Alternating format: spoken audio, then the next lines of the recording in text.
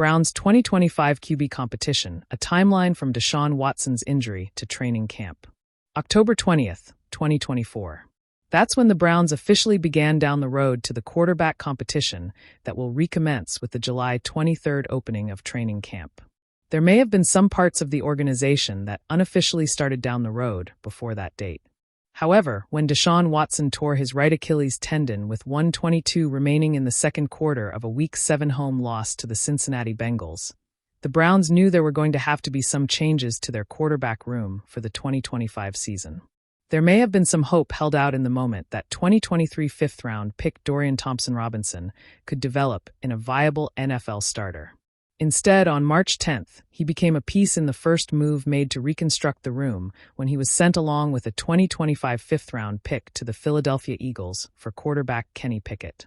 Jameis Winston captivated Browns fans on a roller coaster ride of highs. Home wins over the Baltimore Ravens and Pittsburgh Steelers, and lows, 9 interceptions in his final 4 starts, but not enough to stick around for a second season in Cleveland.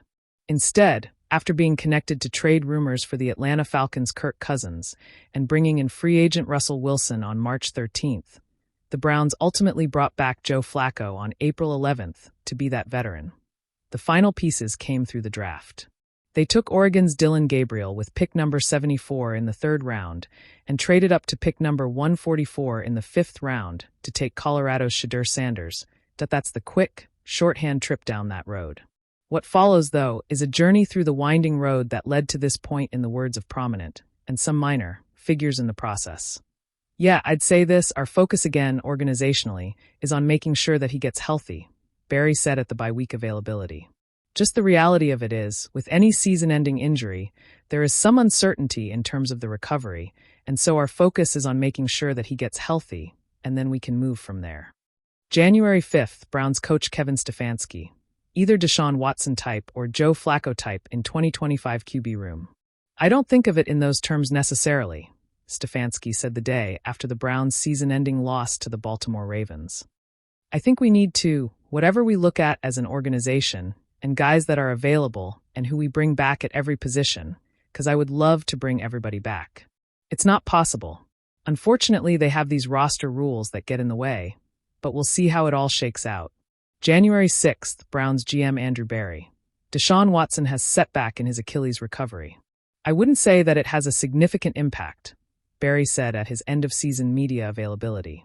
I think the reality of it is that it will look different next year. It may obviously impact what the room looks like as we enter the season or camp depending on the severity of the setback, but I wouldn't say that it had a significant impact. January 23rd, Browns offensive coordinator Tommy Rees. QB's most important trait.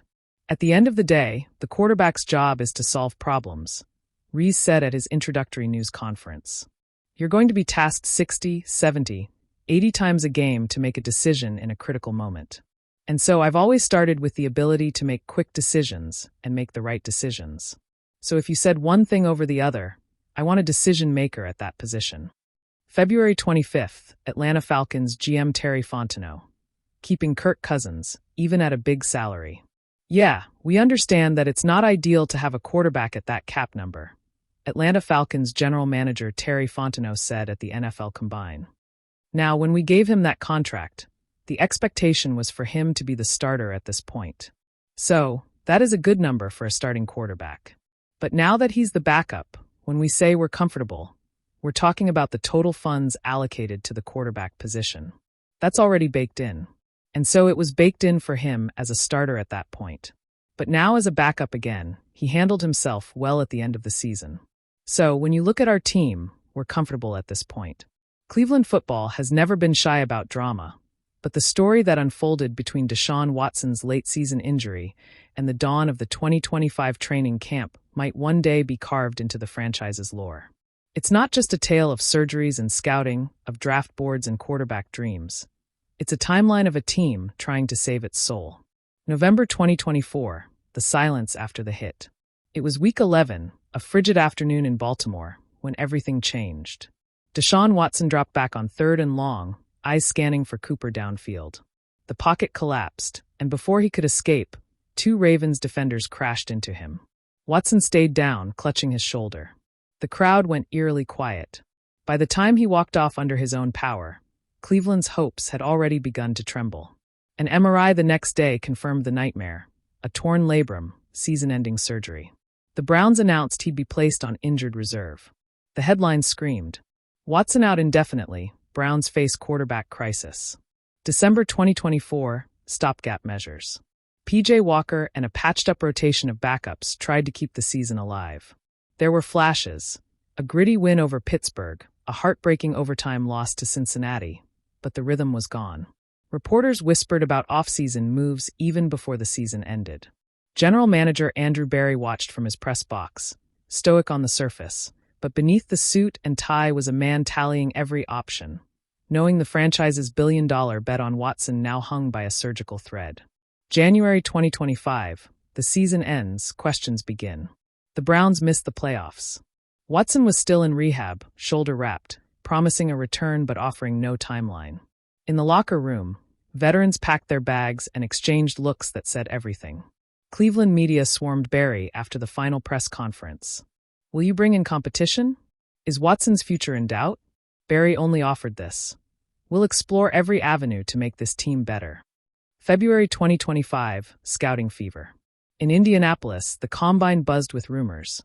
Cleveland scouts camped at every quarterback drill. Names like Shedeur Sanders, Dylan Gabriel, Cam Ward, and Michael Penix Jr. floated through the hallways.